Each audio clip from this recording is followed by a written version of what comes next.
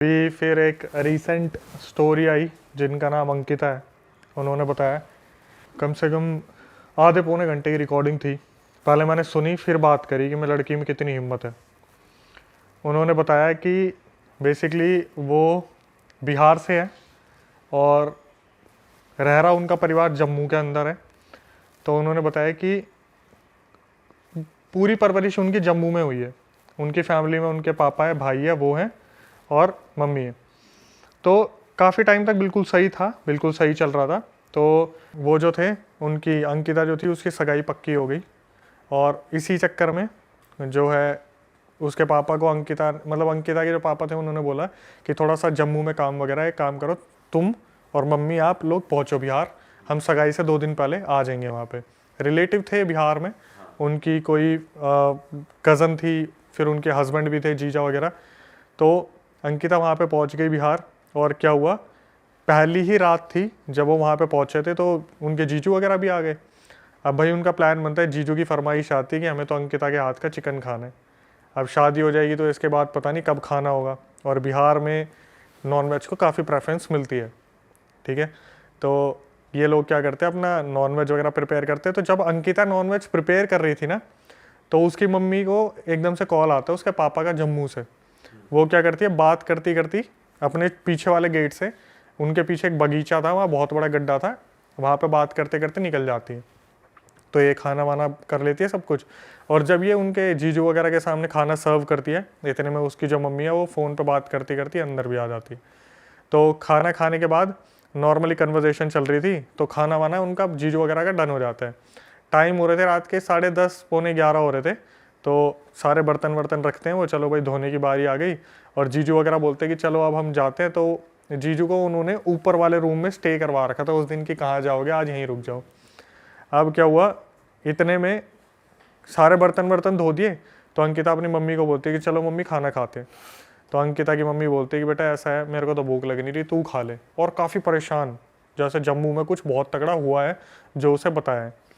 तो अंकिता ने रिकॉर्डिंग में बोला मुझे कि अक्षय सर आप बिलीव नहीं करोगे, मेरी मम्मी ने कुछ खाया ही नहीं था सुबह से। और जो एजिड फीमेल होती है उनको भूख लगती है। रात के 11 बज गए थे, बोलते बोलते कि मम्मी खा लो मम्मी खा लो। वो बार बार इग्नोर कर रही है, नहीं मुझे अभी नहीं खाना, मुझे अभी नहीं खाना, ठीक है। तो अंकिता ने क्या करा, खाना खा लिया अपनी मम्मी के बिना। और थोड़ी देर में उनके फियोंसे का फ़ोन आ गया, तो वो अपने फ़ोन पे बात ही कर रही थी। तो ये अपनी मम्मी की तरफ देखती है, तो इसकी मम्मी क्या कर रही थी, अपने एक हाथ पे दूसरे हाथ से अपने हाथ पे यूं नाखून मार रही थी ऐसे। तो इसको थोड़ा सा अजीब लगा कि ऐसी क्या बेचैनी हो रही है। तो ये अपनी मम्मी को बोली कि मम्मी क्या हो गया, आप मुझे बताओगे। तो बोली कुछ नहीं हुआ ना, तू एक काम कर, सो जा, अभी मेरे को परेशान मत कर। और धीरे धीरे उनका रवैया जो है वो चेंज होता जा रहा है, धीरे धीरे अचानक से ऐसा हो रहा है। तो जब उन्होंने देखा ना 11:30 बज गए, पौने 12 हो रहे हैं, अभी तक खाना नहीं खाया, तो उसने बोला कि मम्मी अब ऐसे नहीं चलेगा, प्लीज़ आप देखो मेरे बोलने पर ना खाना खा लो। इसकी मम्मी ने क्या कहा, एकदम से बोली कि रुक जाए 1 मिनट, पहले मैं हाथ धोया हूँ। और सीधा चलने लगी वॉशरूम की तरफ और भागकर गेट के बाहर भाग गई। अंकिता वहां पर बैठ के देखती रहेगी ये क्या हुआ एकदम से। तो अंकिता ने क्या बताया कि थोड़ा बाहर ना बारिश सा मौसम हुआ था और बारिश भी हुई थी, टिमटिमाती कुछ बूंदे गिरी होंगी। अंकिता बोली अक्षय सर मैं भागी बाहर, और जैसे गेट के बाहर भागी ना 2 बार तो मैं स्लिप हुई हूँ, गिरी वो। उसने जाके उठ के देखा तो उसकी मम्मी जो बगीचे में गड्ढा था ना, वहां पर पैर लटका के बैठी हुई है और ऐसे ऐसे हिल रही है। तो ये पीछे से आई, एकदम से अपनी मम्मी को बोला कि मम्मी मम्मी क्या हुआ आपको। इसकी मम्मी ने एक बार तो कंधा झटकाया, जैसे हाथ हटाते हैं ना। फिर इसने एकदम से पकड़ा, मम्मी क्या हुआ बताओ ना, पापा ने कुछ बोला है, कुछ बात हुई है। तो इसकी मम्मी ने जब इसकी तरफ मुड़ के देखा, मुंह पूरा सफ़ेद, आंखें दोनों काली। और ये अंकिता को एक ही बात बोल रही है, निकल जाए यहाँ से, इससे पहले मैं तेरे को जान से मार दूँ। टोन हो गई चेंज, पूरी टोन चेंज। ये बोल रही है लड़की कि सर मैं ना उस टाइम पे जमी की जमी रह गई थी, और इतनी ज़्यादा आवाज़ हो रही थी ना वहाँ पे, जो इसके जीजू और वो थी ना कज़न, वो बाहर आके देख रहे थे कि हो क्या रहा, पर किसी की हिम्मत नहीं हो रही थी कि नीचे आके इसकी मम्मी को अंदर ले आए। ये बार बार मम्मी क्या हुआ मम्मी क्या हुआ, ये बोली कि मेरे को समझ में आ गया था तब तक कुछ ऊंच नीच हुई है यहाँ पे। इसने अपनी मम्मी को खूब उठाने की कोशिश करी, इसकी मम्मी 2 हाथ मारे, जाके पीछे पड़े। तो इसने क्या करा, अंकिता ने एकदम से नज़र मारी इधर उधर, तो देखा बहुत दूर एक बहुत बड़ा पेड़ है, उसके नीचे एक छोटा सा मंदिर बना हुआ था। इसने बोला कि अक्षय सर मेरे तो दिमाग में बस एक ही बात है, दुर्गा माता, हनुमान जी प्लीज़ मेरी मम्मी को ठीक कर दो, मैं अपनी मम्मी को ऐसी हालत में देख नहीं सकती। और इसने क्या करा, अपनी मम्मी का हाथ पकड़ा, कीचड़ में रगड़ती रगड़ती रगड़ती रगड़ती अपने घर में लेके आ गई अपनी मम्मी को, और अंदर ले जाके एकदम से कमरे में बैठाया कि आप पागल वागल हो गए, क्या कर क्या रहे हो, अगर कोई दिक्कत है तो आप मुझे बताओ ना। और इसने क्या करा, भगवान का नाम लेना शुरू कर दिया। तो इसकी मम्मी अंदर जाके बैठ गई और फिर एकदम से आँख खोली तो वो नॉर्मल थी, वो मुंह सफ़ेद, काली आँखें ठीक हो गई। तो उसकी मम्मी ने बोला कि मुझे किसी से बात नहीं करनी, मुझे अकेला छोड़ दो। और आवाज़ अलग ही निकल रही थी मुंह से, तो कुछ था। कैसी आवाज? जैसे होता है ना कि फीमेल के मुंह से अजीब सी एक आवाज़ निकल रही, मर्दाना आवाज़, कि मुझे मत हाथ लगाओ, मुझे मत हाथ लगाओ, इस तरीके से, मुझे बात नहीं करनी, इस तरीके से हो रहा था। तो क्या हुआ, 12:30 बज गए, ये अपनी मम्मी को देख रही है, इसकी मम्मी क्या कर रही है, फिर वही एक्टिविटी शुरू, हाथ नोचने वाला, हाथ नोचने वाला। तो इसने बोला मम्मी मैं आपके हाथ जोड़ रही हूँ, कल सुबह तक का टाइम दे दो मेरे को, कल सुबह पापा आ जाएंगे, कुछ भी हो जाएगा, आप सो जाओ।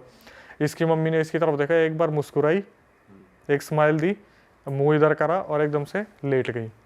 इसे लगा भाई मम्मी सो गई। इसकी रात को 3 बजे आँख खुलती है, इसकी मम्मी अपना हाथ चबा रही है। ये रिकॉर्डिंग में है कि इसकी मम्मी अपना हाथ चबा रही है। तो ये एकदम से उठती है, ये मम्मी का हाथ हटाती है, बोलती है कि मम्मी आप ये क्या कर रहे हो, आप ठीक तो हो। तो इसे लगता है कि बोलते हैं ना हिंदू परिवार के बच्चे हैं कि मम्मी आप एक काम करो, मेरा हाथ चबा लो। तो थोड़ा एकदम से कॉन्जरिंग की तरह मम्मी जग जाएगी। इसकी मम्मी ने इसका हाथ पकड़ा और उसे चबाना शुरू कर दिया। इसने बताया 18 से 19 बाइट्स उन्होंने इनके हाथों पे की, हाथ पकड़ के चबाना शुरू कर दिया। जब 18 से 19 बार हाथ चबाया ना, तो इसने एकदम से बोली कि मैं रो रही थी पूरी तरीके से। और इसकी मम्मी पता क्या कर रही है, इसकी तरफ देख रही है, मुस्कुरा रही है और फिर हाथ खा रही है, देख रही है, मुस्कुरा रही है, दर्द हो रहा है, ले और हाथ खा रही है। भाई साहब इसमें भाई तो यार अलग ही यार, आ गए। उसको अलग ही चूतियापंती है भाई। उसके बाद इसने क्या करा, एकदम से बोल दिया कि मम्मी आप ये क्या कर रहे हो, मैं आपकी खुद की बेटी हूँ, आप मेरा हाथ चबा रहे हो। तो इसकी मम्मी ने क्या करा, हाथ छोड़ा, फेंक के मारा और अपने लेट गई। सुबह 4-5 बजे थे, तब उन्होंने बताया कि अक्षय सर बिहार में ना 4-5 बजे तक सब उठ जाते हैं। तो मैंने अपने जीजू को बुलाया और बोला कि वहाँ पर वो ताई जी होंगी, उन्हें बुला के लाओ, जो झाड़ फूक करने वाली है, उनकी बहुत मान्यता है, सिद्धि विद्धि थी और देवी आती थी उनमें। तो वो जब उनके घर में आई ना, तो इनकी मम्मी का रूप बदल गया कि तू आ गई मुझे मारने के लिए, तू आ गई मुझे निकालने के लिए। जैसे पता चल गया कि हाँ कोई आया, पता चल गया कोई आया है। तो जैसे ही वो अंदर आई, तो उन्होंने सीधा इसको बोल दिया कि तेरी मम्मी पीछे गई थी वहाँ बगीचे के वहाँ।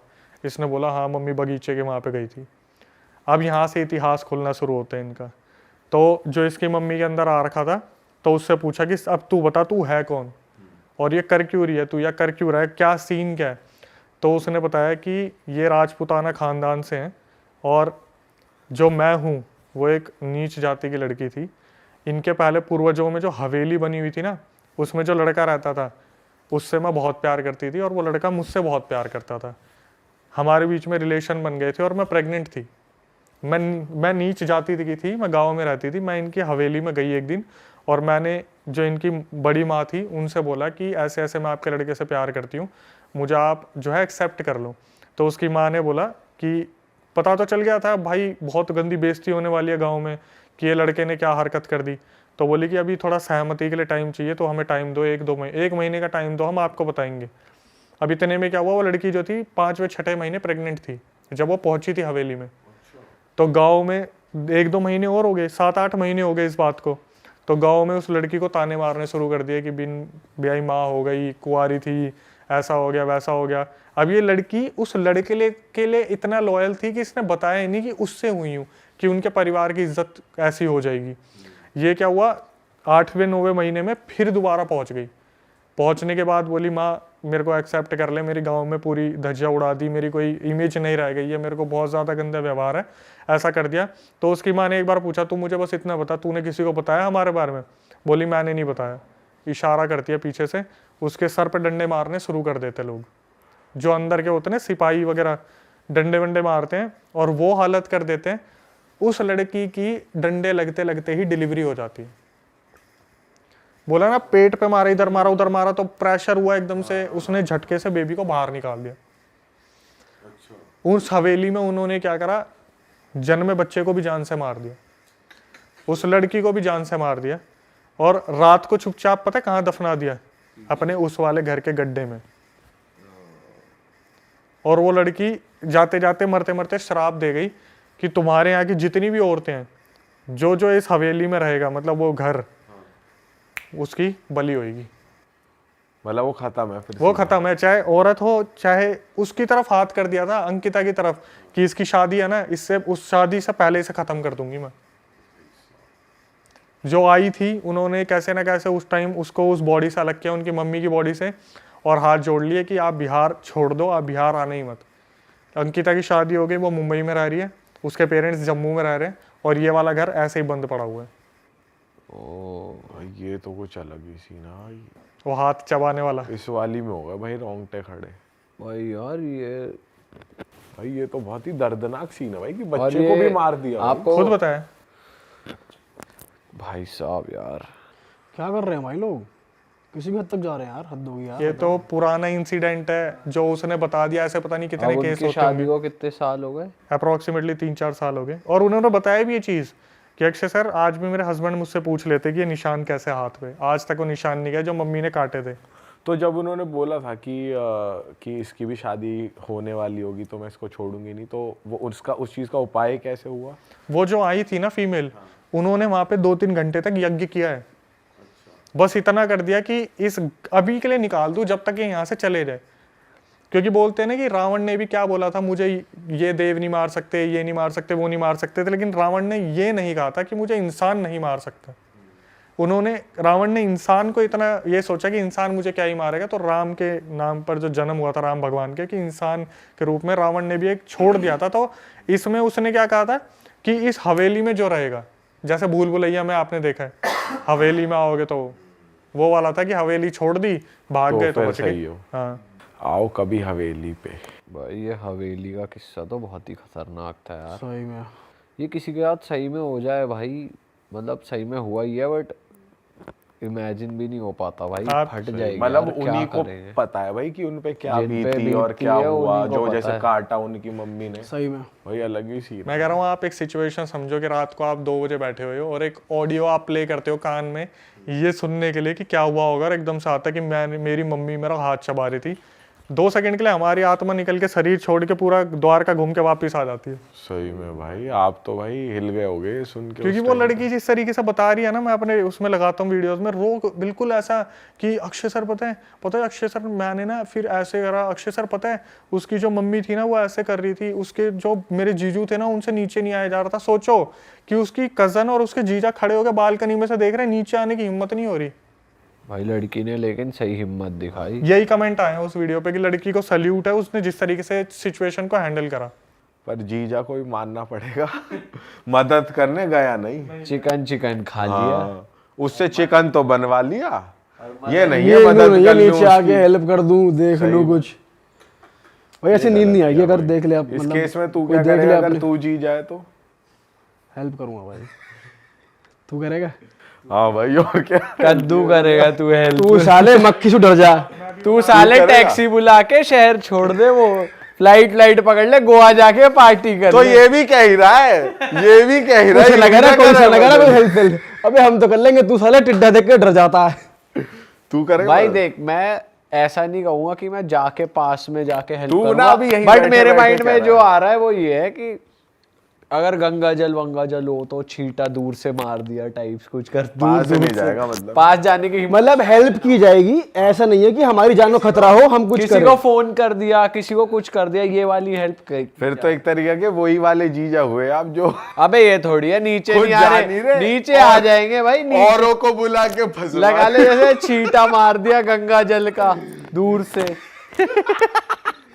हाँ हेलो, अरे सीन हो गया, आना जरा एक बार। ये सीन सोच के हंसी बहुत आ रही है। ये सामने वो कांड चले, फोन करे आना और खुद मदद अबे नहीं जो कर रहा। कर सकता है उसे ही तो बुलाएंगे, किसी पंडित जी महाराज को, किसी को। तेरी तरह थोड़ी कैब बुलाई, डियर डोना बैठे हैं जाके पार्टी कर रहे हैं वहां। मुझे लग रहा है ये भी कह ही रहा है, ये भी करेगा नहीं। नहीं करूंगा भाई, सुन ले, तू ये सुनना चाहता नहीं अब करूंगा। ये बैठे बैठे कह ही रहा है। नहीं करेंगे, बिल्कुल हेल्प नहीं करेगा, अपने घर निकलेंगे जाके खुश। ये तो खुद तो करेगा नहीं और बीवी को भी नहीं करने देगा। अरे तू क्या करेगी, अंदर चल। चल अंदर चल, अपनी जान प्यारी है, चलो यहाँ से। सोने का टाइम हो रहा है, जल्दी चले। अक्षय भाई आप क्या करते आप होते तो? भाई मैं तो सच बताऊं, ये सच है, जब हम ऐसी कोई चीज देखते हैं ना, पहली बात तो हमने जिंदगी में इनसे सामना करानी है, हाँ ठीक है। मेरे को नहीं लगता कि हम कुछ करने के लेवल पे होंगे। हाँ सही में भाई, बिल्कुल सही कह रहे अगर हम रात को भी है ना यार, स्लीप पैरालिसिस में तो हमसे कुछ होता नहीं, हमारा शरीर अकड़ जाता है वहां पे। जब हमें लगता है कि कुछ है और सही में कुछ आ गया, तो आपको लगता है हमसे कुछ होगा? भाई एक बात बताऊं, कोई इंसान ना दूसरे के लिए करने को राजी नहीं है। अपने घर वाले होंगे ना तो बंदा जान की बाजी भी लगा देगा। जैसे उसने देखा कि हाँ मेरी माँ के साथ कुछ हो रहा है, तो बेटी ने जान की बाजी लगाई और करा काम। कोई जीजा हो, पीजा हो, सीजा हो, तू क्या कर लेगा, तू क्या कर लेगा, ये सब तो चूतेबंदी की बात है। अपने के घर वालों के साथ होगा तो सीधी बात बताऊं तो अपने अगर क्लोज रिलेशन होंगे, भाई होंगे, तो करा जाता है भाई। देखा जाए तो जीजा भी तो क्लोज ही है भाई। जीजा कौन सा अब दूर depend का करता है कि रिश्तेदार है? जीजा कितनी बन दूर का रही ही है। हुआ यार। क्यों? जीजा भी तो जीजा क्लोज बस होता है मजे ही भाई। लेता है जीजा। डिपेंड करता है तुम्हारी किससे बन रही है कितनी। हाँ किसी की चाचाओं से बन रही है, किसी की मामाओं से बन रही है, किसी की जीजाओं से बन रही है। हाँ। तू थोड़ी बैठे कह सकता जीजा तो क्लोज ही हुआ है। भाई लेकिन रिश्ता तो एज अ क्लोज ही है। चल ठीक है, बनने ना बनने अबे तो रिश्ता अलग तो बात। बाप बेटे का भी क्लोज है, किसी किसी की नहीं बनती। ये तो चूतेबंदी की बात हुई ना। कौन किसको कितना चाहता है उसकी बात है ना, उसके उस हिसाब से हेल्प करेगा। समझ रहा? ये है सिस्टम। जीजा क्लोज, तू अपने जीजा के लिए लगा देगा जान की बाजी। हाँ भाई मैं तो लगा दूं ये लगा देगा। चलो अगली कहानी बताओ भाई। चलो कि तेरे लिए किसी के भी अबे जीजा की बात। जीजा की ये भी जीजा है तेरा ये। जीजा की भी मैं कह रहा हूँ, इसके लिए भी तेरे लिए भी, और जीजा दोनों के लिए जान भी। की बाजी और लगा जीजा दूंगा। के लिए भी। तू जीजा को जो एक बाइट पिज्जा की दे दे। जान की ये बात दरअसल अपनी स्किल्स बता रहा है, मेरे ऊपर कंधे में गोली रख के चला रहा है ये इस टाइम। चलो यार हॉरर का मूड बना हुआ है, हॉरर कॉमेडी नहीं ये जो करते। करना चाहता है मेरे थ्रू बता रहा है। हाँ, तू भी वही कर रहा है। तू ये तो कुछ नहीं करेगा, आप नहीं निकल मारा, ये कुछ नहीं करेगा। बस जो ये कह रहा है बस वो ये करना चाहता है। चलो आगे बढ़ते हैं। अक्षय भाई अगली बात बताओ यार, मजा आ गया इस वाली में तो। अगली जो स्टोरी है वो है एक लड़की की। पता नहीं, एक तो लड़कियों के साथ बहुत होता है ऐसा लग रहा है। भाई ये होता है कि फीमेल या के ऐसा भी साथ हो सकता है ज्यादा आप सिर्फ हमेशा लड़कियों के खोलते हो। मेरे को पता था ये आने वाला, इसलिए मैंने पहले ही बोला था। मुझे लग रहा है लड़कियों के साथ बहुत होता है। आप नहीं बोलोगे, कमेंट में आ जाएगा। तो क्या हुआ, ये नावी मुंबई में एक लड़की काम कर रही थी काफ़ी टाइम से, और ये तो इंसिडेंट ऐसा था तो दो कहानियाँ रिलेट हो रही है आपस में, ठीक है। ये नावी मुंबई में एक लड़की काम कर रही थी, किसी शोरूम में काम कर रही थी। तो वहीं पे उसके साथ कुछ मतलब ऐसे ऐसे इंसिडेंट होते हैं ना, जैसे वहाँ पर क्या होता है, कब पहले भी उसके साथ हुए थे, वो अभी नहीं बताते, मैं उसी को कंफ्यूज हो रहा था। नावी मुंबई जिस शोरूम में वो काम कर रही थी ना, उसके साथ क्या होता था, उसे सर्वाइकल का पेन था। मुझे तो आइडिया भी नहीं है सर्वाइकल क्या होता है, सच बताऊं, लेकिन मैंने सुना है उसमें चक्कर वक्कर बहुत आते हैं जब सर्वाइकल हो जाता है एकदम से। तो जिस शोरूम में वो जाती थी वहाँ पे एकदम से उसे बहुत ज़्यादा चक्कर आ गए सर्वाइकल के पेन की वजह से। तो उसका घर मतलब होगा मेरे ख्याल से 10 किलोमीटर दूर था, और वो डेली ट्रेन से ट्रैवल करती थी, लोकल ट्रेन जो मॉर्निंग में चलती है। तो उसने बताया कि उसने ऑफिस में बोला कि मेरे को काफ़ी सर्वाइकल का पेन हो रहा है, चक्कर आ रहे हैं, मेरे को घर छोड़ दो। तो दिवाली के आसपास की बात है, और कोई इतना फ्री नहीं था उस शोरूम में, शायद कार सेल्स का शोरूम होगा वो, कोई इतना फ्री नहीं था कि वो उसे घर छोड़ दे। तो उनकी आपस में बात हुई, उन्होंने बोला एक काम करते हैं, यहाँ पर ना एक कलीग है, उसका घर है 5 मिनट की दूरी पे, वहाँ पे आप चलो, वहाँ रेस्ट कर लेना। अब भाई उसने 2-3 बार तो मना करा कि नहीं मैं ठीक हूँ, ऑफिस में चेयर पे बैठ गई, कभी इधर उधर चल पड़ी। उसके बाद उसने बोला कि ठीक है मैं एक काम करती हूँ, कलीग के घर पे मुझे छोड़ दो, मैं वहाँ पे रेस्ट कर लूँगी। तो भाई कलीग ने क्या करा, अपनी गाड़ी वाड़ी उठाई, उस लड़की को छोड़ा, चाबी पकड़ा दी हाथ में, और बोल दिया कि आप अंदर रुको, और जब तक आपका मन करे, फ्रिज वगैरह वहाँ पे है, उसमें फ्रूट्स रखे हैं, कुछ खाना है तो मैगी रखी हुई है, अपने कोल्ड ड्रिंक पी लेना, पानी है, बियर को हाथ मत लगाना। अपने आराम से वहाँ पे पहुँच गए। उसके बाद क्या हुआ, वो लड़की बताती है कि अक्षय सर मैं वहाँ पे ना 10 मिनट रुकी होंगी बस। मैं जैसे ही बेड पे लेटी ना, मुझे चक्कर तो आ ही रहे थे, मुझे ऐसा लगा जैसे होता ना कि खिड़की है, तो खिड़की से अगर कुछ जाता है तो आपको शेडो आती है एकदम से। वो बोली मैं बेड पे ऐसे लेटी थी, मुझे ऐसा लगा जैसे एक शेडो यहाँ से निकली है। तो वो थोड़ा सा संभल के उठी, उसने देखा तो उस तरफ कुछ भी नहीं था। फिर एकदम से वो थोड़ा सा यूँ लेटी तो लेफ्ट में से शेडो निकली, फिर एकदम से उसने लेफ्ट में देखा, हालांकि राइट और लेफ्ट में दोनों साइड खिड़कियाँ थी। तो उसने बाहर निकल के देखा, दोनों साइड कंस्ट्रक्शन का काम चल रहा है। उसने कैसे ना कैसे अपने आप को मनाया कि वहम हो सकता है, कोई नहीं। उसने क्या करा, लेटी तो थोड़ी देर में उसे ऐसा लगा जैसे कमरे में ना कोई चल रहा है, धीरे धीरे ऐसा लगा जैसे कमरे में कोई चल रहा है। अब इस बंदी को थोड़ा सा डर लगने लगा क्योंकि वो किसी और के घर पे है। अगर ये अपने घर पे हो ना तो फिर भी ये लगता है कि यार मैं तो इतने टाइम से रह रहा हूँ, लेकिन वो किसी और के घर पे है। तो उसे थोड़ा सा ऐसा लगा यार कि मैं कॉल करूँ उसे कलीग को कि यार मेरे को तू पिक कर ले, मैं ऑफिस से बढ़िया तो मैं ऑफिस में ही ठीक थी। तो उसने क्या करा, बोले कि चल मैं थोड़ा सा वेट करती हूँ, क्या पता मेरा वहम हो। थोड़ी देर में क्या हुआ, जो बाथरूम में वाटर टैप था वो ऑन हो गया। अब ये बंदी बहुत ज़्यादा शॉक हो गई इस चीज़ को देख के। ये उठी और इसने टैप बंद करा और जैसे ही पीछे मुड़ी ना, इसके सामने से कोई चीज़ निकली है। ये बंदी 2 सेकंड के लिए यू हो गई, बिल्कुल बिल्कुल बोलते हैं ना इंस्टेंटली जंप स्केयर मुंह पे आ गया। यू आई और यू करके निकल गई और ये बंदी बिल्कुल यू हो गई 2 सेकंड के लिए कि क्या हुआ मेरे साथ। इस बंदी ने बोला कि मैं बेड तक गई, मेरे पीछे भी देखने की हिम्मत नहीं हुई।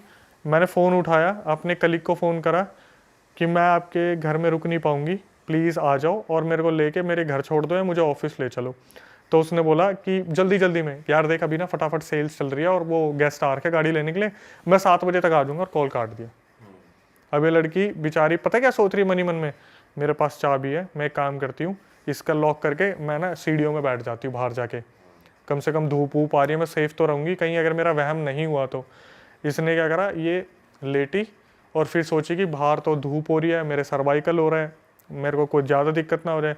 इसने सोच लिया कि भाई जो हो रहा है ना उस कमरे से बाहर हो रहा है। 1 BHK था वो, मैं अपने कमरे में रहूँगी, और कमरे में अपने आँख बंद करके लेट गई। भाई कैसे ना कैसे इस बेचारी की किस्मत इतनी बुरी है, कभी धीरे धीरे बर्तन गिर रहे हैं, कभी लाइट ऑफ हो रही है, कभी वहाँ पर पानी छिड़काने की आवाज़ आ रही है। और किस्मत कितनी ही बुरी होगी, इसने क्या करा 2-3 घंटे निकाले और जैसे उठ के देखा ना, इसे एक परछाई दिख गई वहाँ पे, black shadow with no face, कमरे के बाहर, कमरे के बाहर, जैसे कोई बाथरूम में से झांक के देख रहे हैं। इतना पोर्शन इसने देख लिया उसका, विद नो फेस, एकदम से शैडो यू देख रही थी। जैसे इसने देखा ना, यू भी नहीं, यू करके वापस गई है शैडो आराम से स्लो मोशन में। इसने बोला कि मेरा वहाँ वक्त निकालना मुश्किल हो गया। 7 बजे कैसे ना कैसे वो कलीग आया। उसने क्या करा, कलीग ने, जो कलीग आया उसने बेल बजाई, इसको सुनाई नहीं दे रही बेल। उसने इसे फ़ोन करा कि आप इतनी देर से बेल बजा रहा हूँ, आप सो रहे थे क्या? ये बोली कौन सी बेल, आपने मुझे मतलब बेल कब बजाई आपने? तो ये बोली, उसने कलीग ने बोला आप एक काम करो, आओ और गेट खोलो, मैं गेट पे खड़ा हूँ। ये बोली मैं गेट खोलने के लिए उठी, मैंने अपने सैंडल्स वगैरह पहने, मैंने जैसे कमरे के बाहर कदम रखा ना, मेरे सामने वो चीज़ आके खड़ी हो गई, बिल्कुल सामने। और उसने क्या करा, सामने आके मेरे अंदर से आर पार निकल गई। तो बोलते हैं ना हवा का झोंका जैसे बहुत तेज लग के निकलता है बॉडी से, वैसा एकदम से उसके आर पार निकल गया। और ये क्या हुआ, वहीं की वहीं फ्रीज हो गई। ये बोली कि उसी टाइम 1 सेकंड के अंदर मुझे कोल्ड हो गया। ये बिल्कुल मुश्किल से रेंगती रेंगती गेट तक पहुंची। इसने गेट खोला, वो बंदा अंदर आया। उसने बोला कि क्या हुआ तुम्हें? इसने बताया कि आपके फ्लैट में ऐसे ऐसे कुछ एंटिटी है, मुझे दिखी है, ये वो। तो उस बंदे ने इसका मजाक बना दिया कि आपको तो वहम हो गया, ऐसा कुछ भी नहीं है, ये तो बोलने वाली बात है, और मैं इतने टाइम से रह रहा हूँ, 2-3 महीने हो गए रहते हुए, ऐसा कुछ भी नहीं है। अब क्या हुआ, ये लड़की कैसे न कैसे अपने घर पहुँच गई। इसने 1-2 दिन की छुट्टी ले ली। उसी दौरान आ गई दिवाली। तो दिवाली से 1 दिन पहले इनको मैंडेटरी आना ही आना था ऑफिस में। तो क्या हुआ, ये दिवाली से 1 दिन पहले अपने ऑफिस जा रही थी रिपोर्टिंग के लिए। सुबह सुबह इसे दिखता है कि कोई लड़की इसका पीछा कर रही है, 20-21 साल की लड़की। और ये अपने घर से निकलती है तो देखती है कि कोई पीछा कर रहा है। तो उसने रिकॉर्डिंग में यही बोला कि अक्सर सर कोई लड़का होता है ना तो डर लगता है, कोई लड़की थी, मैंने नहीं ध्यान दिया। तो क्या हुआ, बोली सुबह की लोकल मैंने पकड़ी, तो 2 स्टेशन जो लोकल स्टेशन थे उसके बाद उसका ऑफिस आ जाता है। वो लड़की ट्रेन में भी चढ़ गई। तो बोली कि जब हम ट्रेन में जाते हैं ना, तो अगर हम रेगुलर जा रहे हैं तो हम चेहरे पहचान लेते हैं कि ये तो डेली जाने वाला है। हमारी कभी कभार उनसे बातचीत भी हो जाती है कि और आप कैसे हो। वो लड़की बिल्कुल नई थी वहाँ पे, बिल्कुल नई। तो क्या हुआ, इसने जब देखा ना उसे, तो पहले सोचा मैं इससे पूछूं नहीं पूछूं, कहीं ये मेरा पीछा तो नहीं कर रही। इसने बोला छोड़ना, मेरे को क्या करना है। ये अपने ऑफिस पहुंच गई। तो ऑफिस में जैसे सब खाना खाने निकलते हैं, ये बाहर आके देखती है लड़की इसके ऑफिस के सामने खड़ी है रोड के दूसरी तरफ, और इसे ही देख रही है। ये सोचती है भाई ये लड़की पागल वागल होगी, वो तब भी इग्नोर कर देती है। शाम को जब वो निकलती है ना, इसे तब लगता है कि शायद अब वो लड़की मुझे नहीं दिखेगी, वो लड़की इसे तब भी फॉलो कर रही होती है। ये अपने घर के अंदर घर पहुंच जाती है और ये क्या करती है, गेट बंद कर देती है। तो वो जो लड़की थी वो अपार्टमेंट के बाहर इनके रुक गई थी, अपार्टमेंट के अंदर नहीं आई थी। ये जाके ना सोचती है मैं मम्मी को बताऊं ना बताऊं कि मेरे साथ ऐसा ऐसा हो रहा है। ये सोचती है यार मम्मी को बता दूंगी, टेंशन लेंगी बहुत ज़्यादा, देखते हैं कल होगा नहीं होगा। दिवाली वाला दिन था या दिवाली से एक दिन पहले वाला दिन था, इन्होंने, इसकी मम्मी ने और इसने प्लान बनवाया कि मेहंदी लगवा के आएंगे बाहर मार्केट से। तो ये अपने मेहंदी लगवाने जब गए ना, वो लड़की फिर फॉलो करना स्टार्ट करती है। तो ये सोचती है मम्मी को बताऊं ना बताऊं। मार्केट में भरे क्राउड में जब मेहंदी लगवा रहे थे, बोलती है मम्मी मैं एक बात आपसे बोलना चाह रही थी, वो लड़की आपको खड़ी दिख रही है वहाँ? उसकी मम्मी देखती कौन सी लड़की, यहाँ तो कोई भी लड़की नहीं है। तो बोलती है नहीं मेरे को तो कोई लड़की नहीं दिख रही।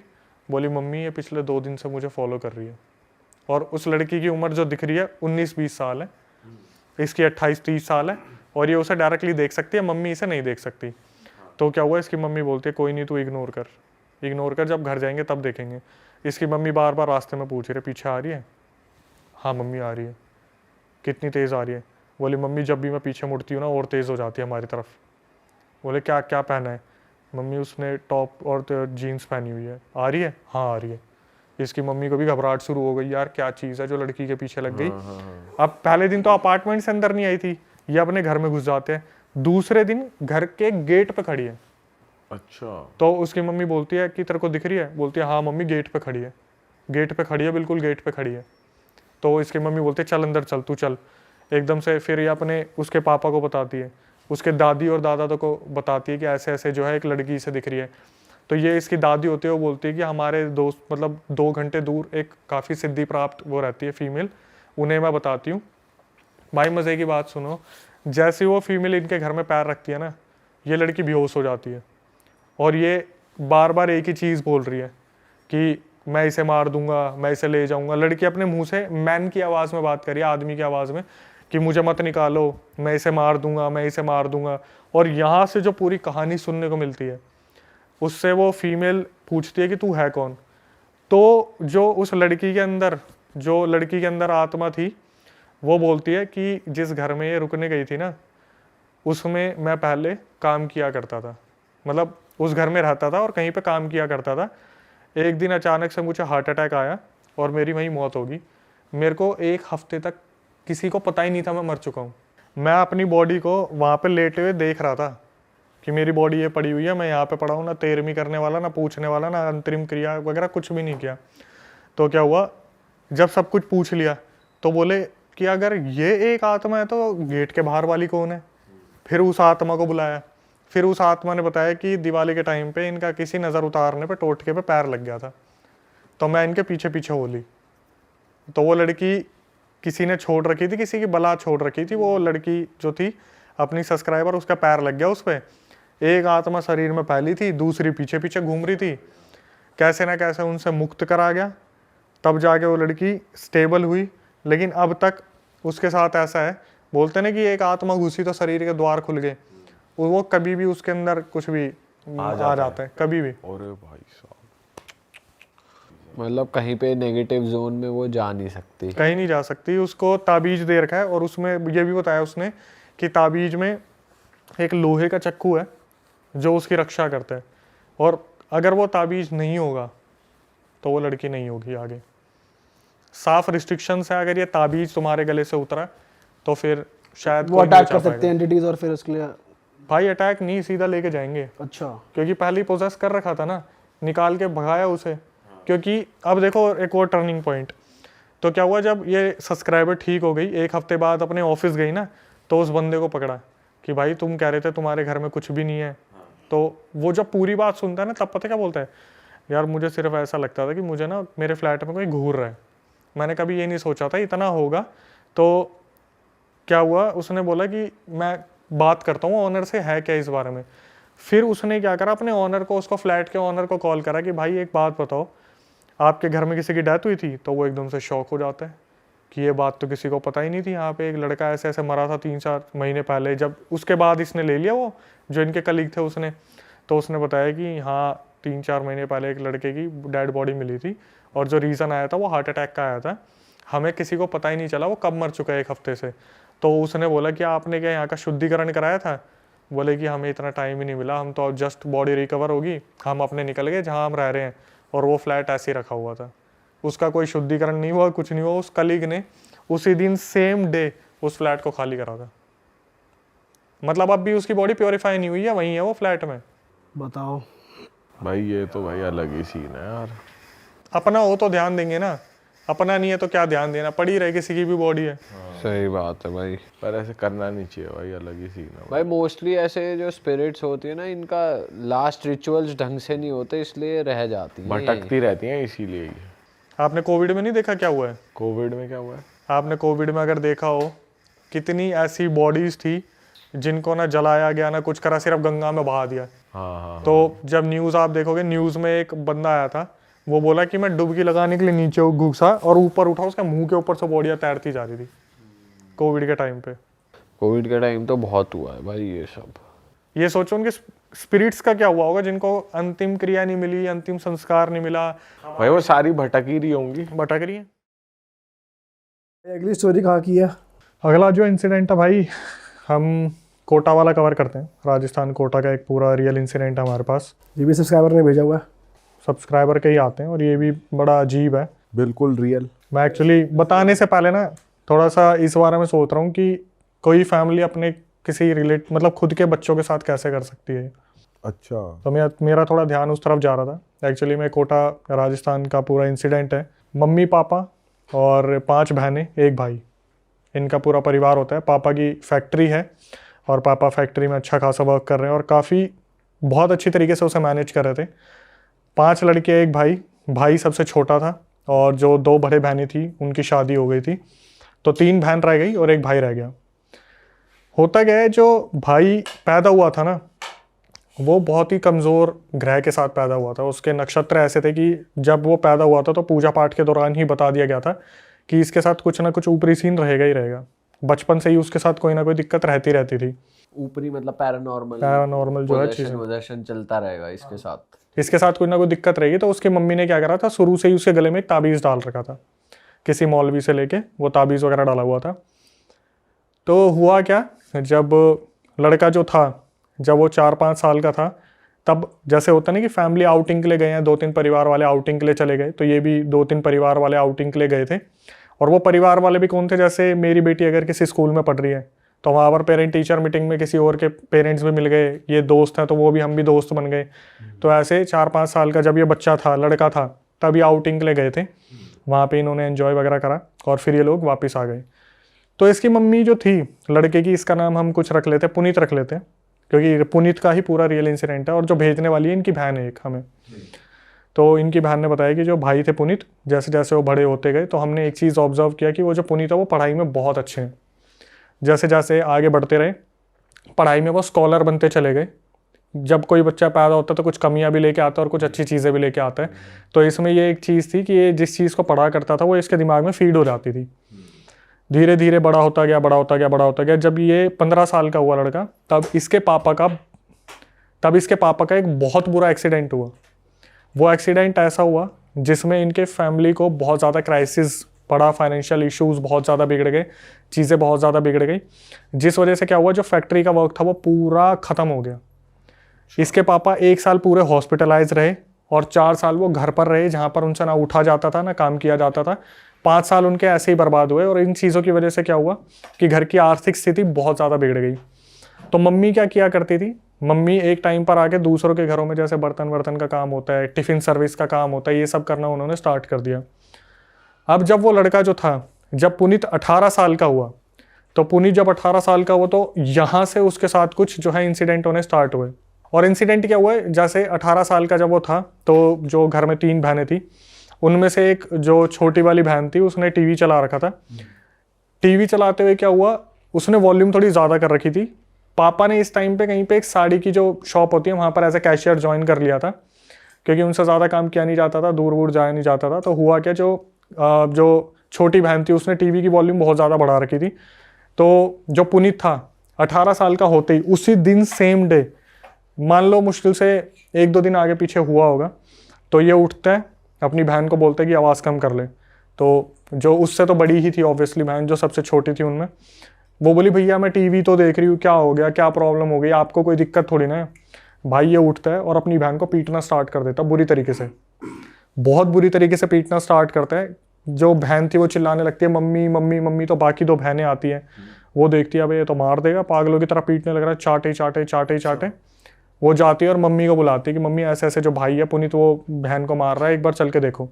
तो जब मम्मी आती है तो एकदम से शांत हो जाता है, मम्मी की तरफ देखने लगता है। तो इनकी मम्मी पूछती है कि तू क्या कर रहे है, क्या हरकतें कर रहा है, बहन को मारेगा क्या? तो वो बोलता है कि मेरी तबीयत ठीक नहीं है और मैं इतनी देर से बोल रहा हूँ इसे कि टीवी ऑफ कर दे, ये टीवी ऑफ नहीं कर रही, मेरे पेट में इतना दर्द हो रहा है।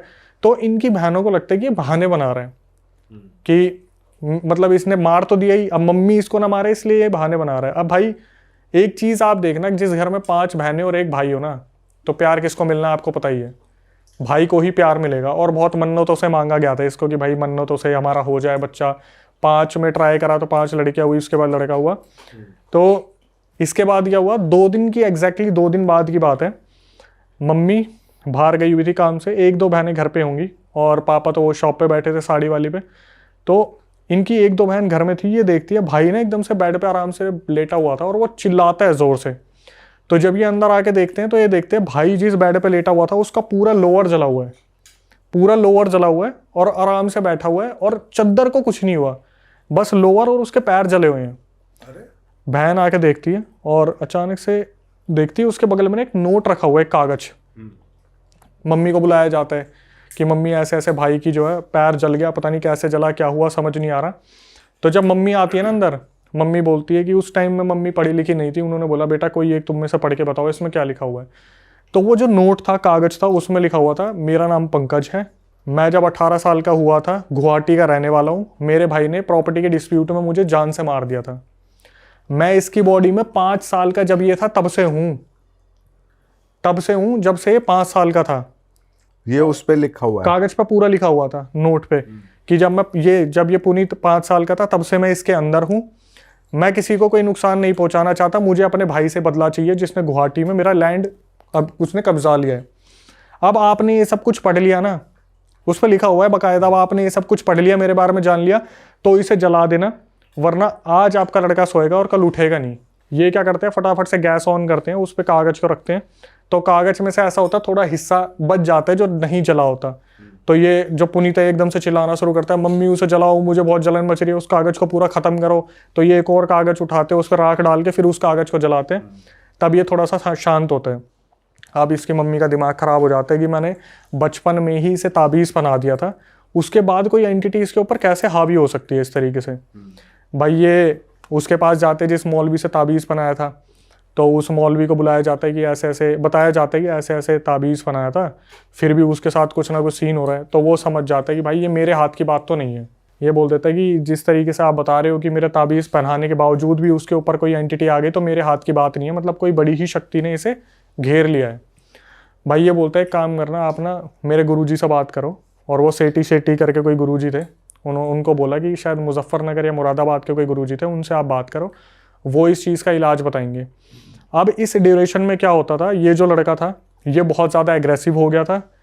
इसकी मम्मी ने क्या करा, जब वो लोअर वाला सीन हुआ था ना, लोअर जल गया था, उसके बाद क्या हुआ, इसकी मम्मी जो मौलवी से इसको ताबीज़ बंधवाया था, इसकी मम्मी ने उनसे एक फूका हुआ पानी भी लिया हुआ था एक बोतल में। तो इसकी मम्मी आई, इसने क्या करा, पानी फेंकने की कोशिश करी, इसने खींच के हाथ मारा पानी की बोतल पे और चिल्लाने लगा कि तेरे को मैंने पहले ही बताया था मैं कौन हूँ, तू ये सोच रही है कि तू मेरे को ऐसे निकाल देगी, तो ये चीज़ तो हो नहीं सकता।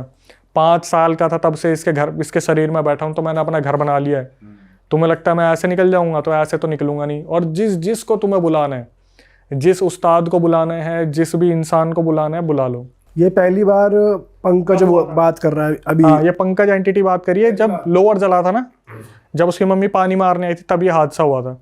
उसके बाद से काफ़ी एग्रेसिव रहने लगा। तो इस लड़के का एक बचपन का दोस्त था जिसका नाम था विभोर, जो उस ट्रिप पे गया था जब ये 5 साल के थे। तो जब फैमिलीज गई थी तो वो भी गया था साथ में। उसको बुलाया गया कि विभोर एक बार आके देख भाई, तेरी सुन ले, क्या पता इतना ज़्यादा एग्रेसिव हो रहा है कि बहनों पे हाथ उठा देता है, कुछ भी कर देता है। तो विभोर आता है और विभोर भी यही बोलता है कि आंटी उन्हीं अंकल को आप कांटेक्ट करो जिससे ताबीज़ लिया था। तो ताबीज़ वाला मैंने आपको बता दिया, उन्होंने हाथ खड़े कर दिए कि मेरे बस की तो नहीं है। अब क्या हुआ, जो सीनियर थे उनसे बात करी गई, तो उन्होंने पता क्या बोला कि ऐसा है, पहले ना आप पुनीत से पूछो कि ये सबसे ज़्यादा किस बहन से प्यार करता है अपने, ठीक है। तो पुनीत से पूछा गया कि भाई पुनीत तू बता तू सबसे ज़्यादा किस बहन से प्यार करता है, तो उसने उधर उंगली उठा दी कि मैं सोनाली दीदी से सबसे ज़्यादा प्यार करता हूँ, सोनाली दीदी हमेशा मेरा ध्यान रखते हैं। भाई इस एक एक चीज़ को ना आप मार्क करते चलना, ठीक है। विभोर 5 साल और जो सोनाली दीदी है वो, तो उसने बोल दिया सोनाली दीदी से प्यार करता हूँ, वही मेरा ध्यान रखती आई है सारे बहनों में से सबसे ज़्यादा। बोले ठीक है भाई। अब पापा को तो इनको ना कुछ बताने के लिए मना करा था कि भाई एक्सीडेंट हो रखा है, सेंसिटिव है, 4 साल उन्होंने ऐसे बेड पे गुजारे, तो उनको तो कुछ बताना मत, हार्ट अटैक आ जाएगा। उनके पापा को ये पता नहीं लगने देते थे, वो सुबह साड़ी की दुकान पे जाते थे, रात को आते थे, सोते थे, फिर सुबह चले जाते थे।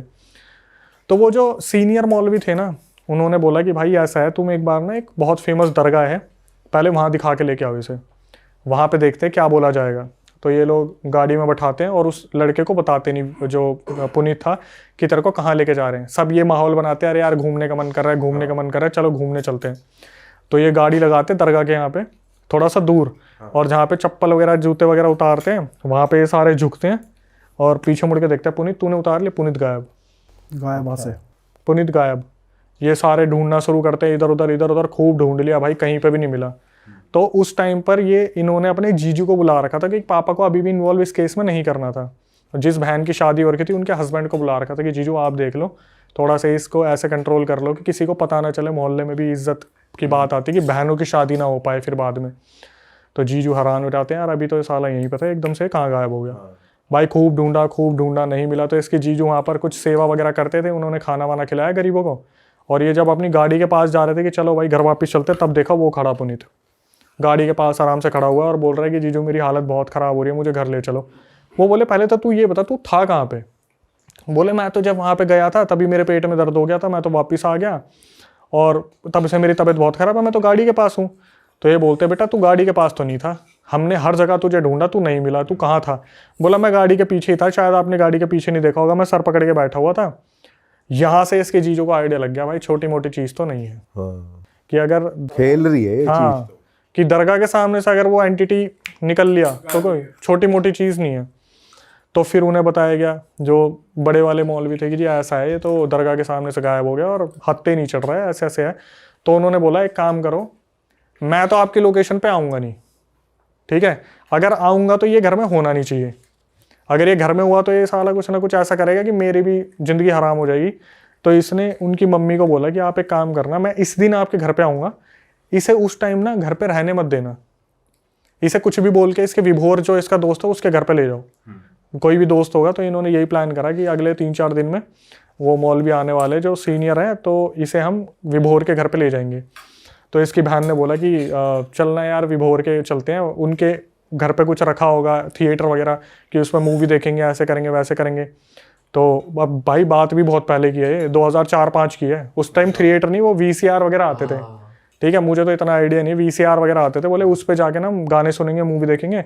तो विभोर वहाँ जिद लगाने लग गया कि पापा को बोल के अपना मंगवा लेते हैं, हम विभोर के घर नहीं जाएंगे। अच्छा, इन्होंने बहुत कन्विंस करा, ये लेके चले गए। तो घर में वो आते हैं जो मौलवी थे, वो देखते हैं कि यार कोई तो बहुत बड़ी शक्ति है जो घर में है और वो इसे लेके जाएगी। अच्छा, इसे लेके ही जाएगी वो, क्योंकि वो लड़का पता नहीं किस चीज़ का अपना बदला लेना चाहता है। तो इससे पहले वो प्रोसीजर हो ही चुका था, जहाँ पर बता दिया था कि मैं अपनी बड़ी बहन से सबसे ज़्यादा प्यार करता हूँ, सोनाली दीदी से, और वो उन्हीं ने मेरा ध्यान रखा है। तो मौलवी बोलते हैं कि देखो भाई ऐसा है, अगर इसे कोई इसका कोई पोजेशन उतरवा सकता है वो सोनाली है, क्योंकि ये सोनाली को ही प्यार करता है और सोनाली की ही सुनता है, और सोनाली ही अपने प्यार से इसका पोजेशन उतारने में हेल्प कर सकती है। ठीक है, अब इस चीज़ को भी मार्क कर लो जो मौलवी ने बोला था। मौलवी ने बोला एक काम करना, आप ना इनको मेरे पास लेके आना 2 दिन बाद, और वहाँ पर पूरी क्रिया होगी। तो बोले गए कि ये बताया गया कि ये तो दरगाह के सामने से तो भाग गया था, आपके पास कैसे आएगा। तो मौलवी ने बोला एक बात बताओ, जो कोई घर में ऐसा है जो हॉस्पिटल में काम करता हो, जो इंजेक्शन वगैरह कुछ नींद का ला सके जिससे बेहोशी की हालत में मेरे पास लाया जाए। तो किस्मत से जो सबसे बड़ी वाली बहन थी वो हॉस्पिटल में एक नर्स थी, उसने उस इंजेक्शन का जुगाड़ करा जहाँ पर इसे उस बेहोशी की हालत में लेके जाना था। भाई 2 दिन बाद इंजेक्शन लगाया गया इसे बेहोशी की हालत में। अब पापा को तो फिर भी नहीं ले जा सकते थे, जीजू, मम्मी और एक सोनाली, जो सोनाली दीदी थी वो, और साथ में पुनीत, जो लड़का है, ये 4 जने गए। तो मौलवी पता क्या बोलते हैं, मौलवी ने बोला कि ऐसा है, इसका कोई भी उतारा होगा ना तो उसमें सोनाली का सबसे बड़ा हाथ होगा। सोनाली को हर वक्त पूजा करनी पड़ेगी, जो भी ये प्रक्रिया बताई। आप प्रक्रिया सुन लेते हैं एक बार।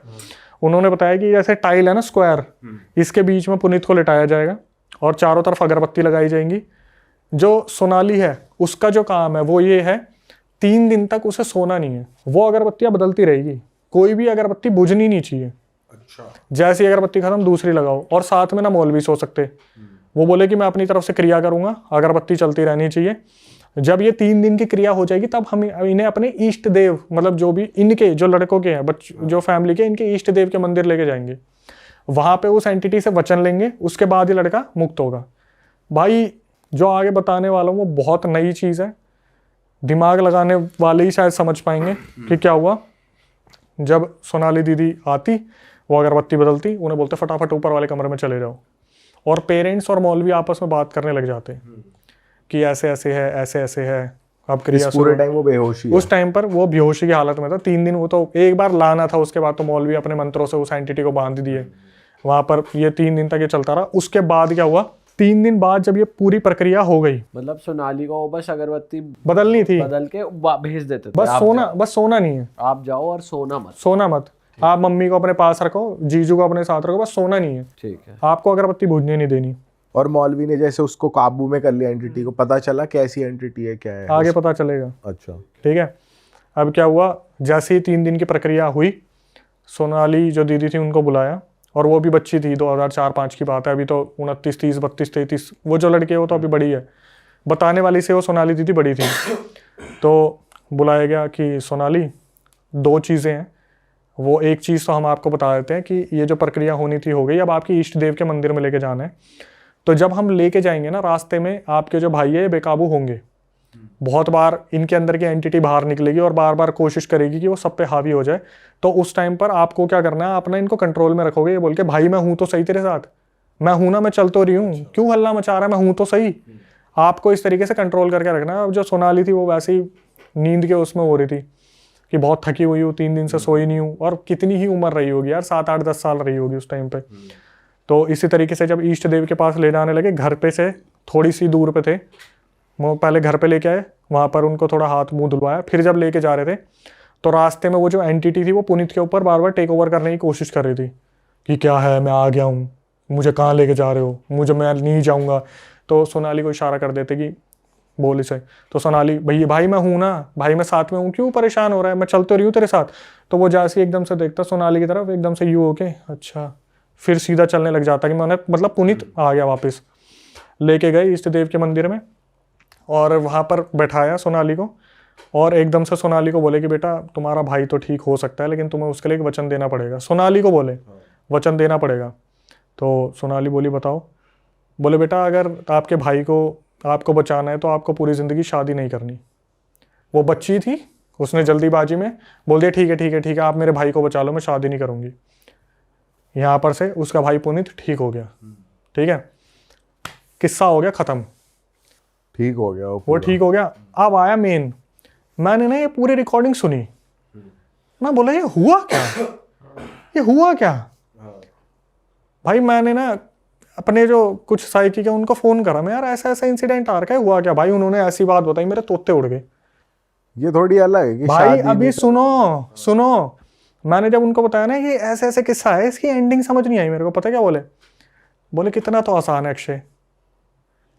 एक्चुअली में जब पूछा गया था ना कि सबसे ज्यादा आप किससे प्यार करते हो, तो वो पुनीत नहीं बोल रहा था, वो उसके अंदर की एंटिटी बोल रही थी सोनाली को मैं सबसे ज्यादा प्यार करता हूँ। अच्छा, तो पंकज को बेसिक, हाँ पुनीत को, जो पुनीत के अंदर पंकज था ना, वो बोल रहा था मैं इससे सबसे ज्यादा प्यार करता हूँ। भाई लड़की की बलि दे दी, लड़के को बचाने के लिए उसकी एंटिटी को उसके ऊपर छोड़ दिया और वचन दे दिया कि लड़की शादी नहीं करेगी, अब तू इसके साथ रहे, ये तो तेरी एंटिटी खुश हो गई फिर। लड़की के ऊपर थोप दिया उसको, जो भी एंटिटी थी, कि तू रह इसके साथ, ये शादी नहीं करेगी, और लड़के को बचा लिया गया।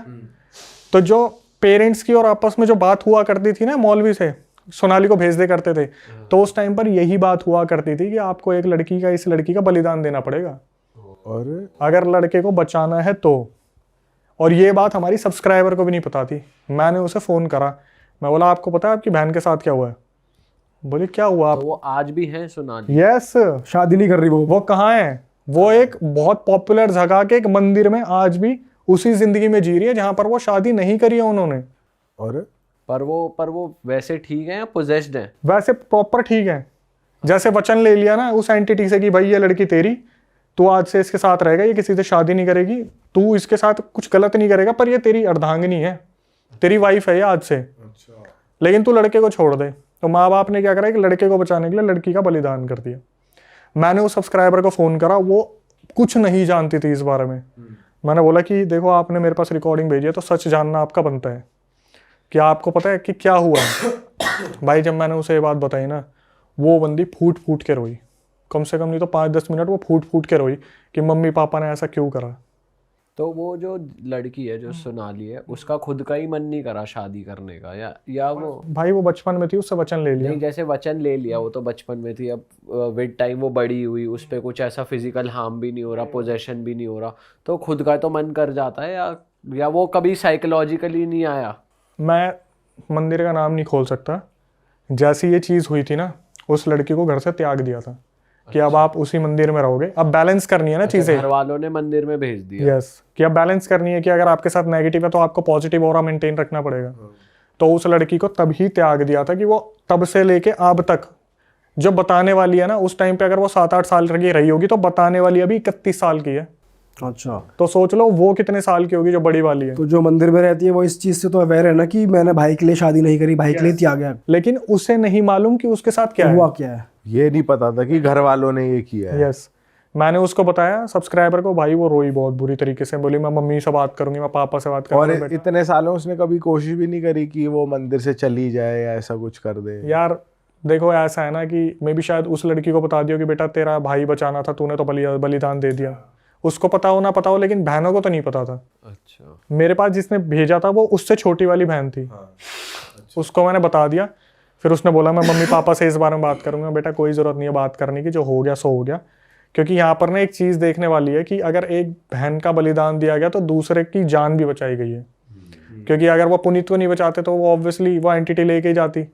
उसने क्या अपने भाई से बदला लेना था, वो तो पुनीत के पीछे पड़ गया ना। ओ सबसे बड़ा सस्पेंस कि ताबीज जब बचपन से पहना रखा था तो वो एंटिटी आई कैसे। भाई जब ये 5 साल में आउटिंग करने गए थे ना, 4-5 साल के जब ये थे आउटिंग करने गए थे फैमिली का, जब मैंने बताया था इस विभोर था, की विभोर हाँ। विभोर शुरू से अंडे खाता था। तो ये जो पंकज की एंटिटी थी गुवाहाटी वाली, इसने सबसे पहले विभोर का शरीर कैप्चर करा। और विभोर जब 5 साल का था, 5 साल में ही पंकज वो जो पुनीत है उसके गले से वो ताबीज उतरवा के नकली ताबीज पहनवाया। अच्छा, तब 5 साल के थे तब। अब आपको ये लगेगा कि 5 साल में ऐसा साल बच्चे क्या ही करेंगे। भाई उस एंटिटी ने विभोर को पोजेस किया और इसका ताबीज उतार के इसको पोजेस किया, नकली ताबीज बना के। और इसकी मम्मी को लग रहा था ये वो ताबीज है जो असली वाला। अमर प्रेम कथा चल रही है कि इसका कुछ होगा ही नहीं। यहां से पूरा सस्पेंस खुल के आया, जो मौलवी ने बताया कि 5 साल में इसके साथ ये हुआ था, इसका ताबीज बदलवा दिया गया था। भाई साहब, भाई ये तो नेक्स्ट लेवल थी ये यार। तो अलग ही सीन है भैंस की। और ये कितने दिन पहले आई आपके पास स्टोरी? मेरे ख्याल से ये ज़्यादा टाइम नहीं हुआ, मेरे ख्याल से अभी 2025 में ही मेरे पास आ रखी है। और अब वो पुनीत लड़का ठीक है? बिल्कुल परफेक्ट फाइन है वो लड़का। उसने शादी कर ली, उसकी ज़िंदगी चल रही है। लेकिन जिसने नहीं करनी उसकी सोचो। उसकी तो जिंदगी खराब ही हो गई तरीके से। गई भाई गई। घर वालों का डिसीजन था ना लड़के को बचाना है। पर ये इतनी एंटिटी है, इतनी पावरफुल कि इसका यही नहीं कि भाई ये चली जाए या इसको कहीं और अबे भेज यार दो। देखो मैं सच बताऊं, जब मैंने डिस्कस करा था ना तो मेरे को पता है क्या बोला था साइकिक जो मीडियम है, उन्होंने बोला ये जो तांत्रिक था वही गलत था, इसको करना ही नहीं आया इसे ठीक। वही तो, क्योंकि इलाज तो होता है ना। देखो आपने चीज़ों बिल्कुल का। सही क्वेश्चन पूछा, लेकिन मैं किसी की ऐसी भावनाओं को ठेस नहीं पहुंचाना चाहता। लेकिन उन्होंने जब मैंने बोला कि ये क्या करा, तो उन्होंने बोला कि वो तांत्रिक ही गलत पकड़ा था इन्होंने, कि एंटिटी को इस तरीके से किसी और पे उतार दिया। क्योंकि भगदड़ इतनी मच चुकी थी उस टाइम पे, भागा दौड़ी इतनी हो चुकी थी कि समझ नहीं आया शायद इनको करना क्या है।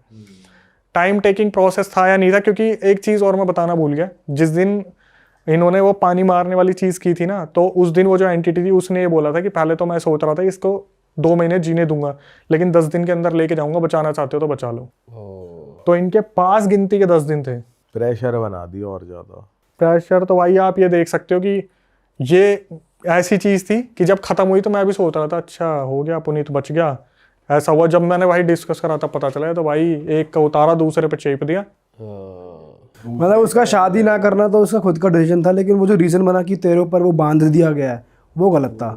भाई उसका क्या डिसीजन था, आप बच्चे से कुछ भी ये बुलवा भी लो। थोपा ही गया एक तरीके से, थोप दिया ना। कि पता ही था यही बोलेगी। वो तो भाई को बचाने के लिए वो बच्ची कुछ भी बोलेगी बचा लो, उसको शादी का मतलब क्या पता था उस उम्र में।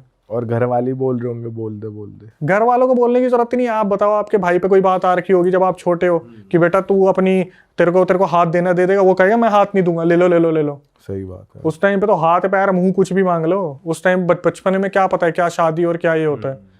उस टाइम तो जान की बारी चल रही होती है। आज हमारे पिताजी तो नहीं है, माता जी से अगर पूछा जाए कि आपके लड़के को ले जाएंगे, माता जी क्या बोलेगी, मेरे को ले जा, मेरे बच्चे को छोड़ दे। सही बात है। वो इस उम्र में होके बोल रही है, बड़ी होके। छोटे में तो किसी बच्चे से कुछ भी पूछ लो वो तो वहीं त्याग देगा सब कुछ। सही बात है।